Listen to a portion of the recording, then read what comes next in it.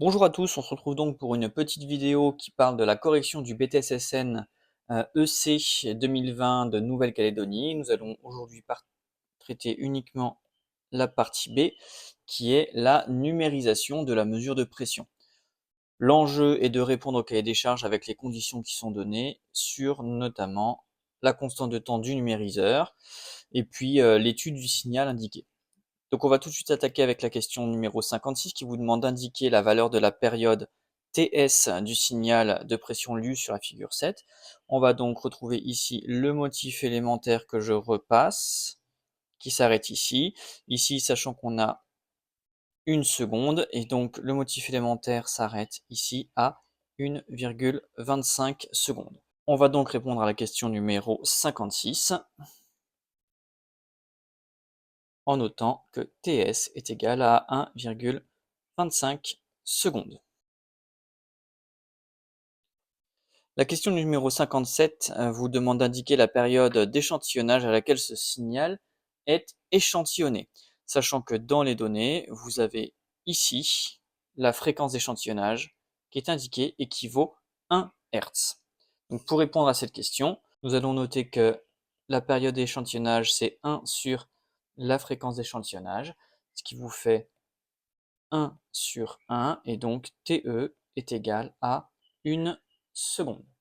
Dans la question numéro 58, on vous demande de représenter sur le document réponse le signal UE que l'on obtient après échantillonnage du signal précédent, la fréquence FE. Donc allons regarder ce document réponse SP2, qui est ici. Et donc vu qu'on fait un échantillonnage toutes les secondes, vous avez donc le premier point qui est là, le deuxième point qui est ici, le troisième point qui est là. Je vais donc continuer toutes les secondes. Et pour finir, je vais relier les points entre eux par des segments comme c'est demandé dans l'énoncé. Voici donc la réponse à la question numéro 58 qui est là. Dans l'énoncé, on vous indique que le signal sera supposé comme périodique, et donc on vous demande d'estimer la période apparente T apparente du signal qui a été construit sur le document réponse précédent, et dans la question numéro 60 de voir si le critère de Shannon a été respecté. Donc si on regarde ici la période apparente que je peux représenter par exemple dans cette couleur-là, on pourrait estimer que la période apparente est entre ce point-là et ce point-là, ce qui donne ici T app, avec donc une période apparente qui vaut 5 secondes. Dans la question 60, on voit très nettement que la période apparente est plus grande que la période normale du signal. On peut aussi repérer que la fréquence du signal est vraiment supérieure à FE sur 2. Donc on peut considérer que le critère de Shannon n'est pas respecté.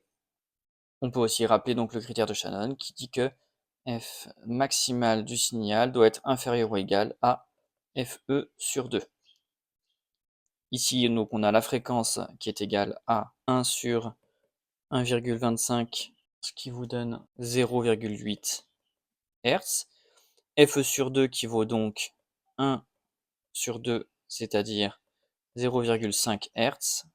Voilà, bien merci pour votre attention. C'était un petit extrait court de quoi vous entraîner pour le prochain contrôle qui aura lieu la semaine prochaine avec pour thème les convertisseurs analogiques numériques. Allez, bonne fin de week-end!